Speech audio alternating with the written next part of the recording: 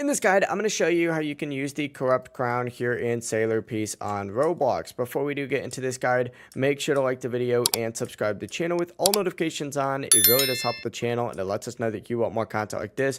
We'd greatly appreciate it. And if at any point throughout this guide you had any questions, ask them down in the comment section below and we could help you out further. I'm going to be doing my best to reply to every single comment down there. But first things first, make your way over to Boss Island. I'm actually already here right now. But once you're at Boss Island, look for the little boss summoner just like so, interact with them and spawn in the corrupted knight. So scroll down on here, you're going to see corrupted knight on here. You're going to need some stuff in order to actually spawn in this boss, but essentially find the boss, go ahead and spawn her in, and you need to go ahead and take out this boss. Now this boss does have a decent amount of health, but of course you'll get the corrupted crown or the corrupt crown from her just like so.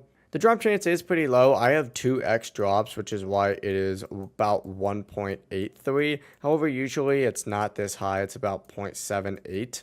But essentially, once you go ahead and get the corrupt crown, which of course we got the core instead this time, you need to go ahead and find the NPC for this. She should be located around the side of this map over here. So go ahead and find the NPC all the way over here.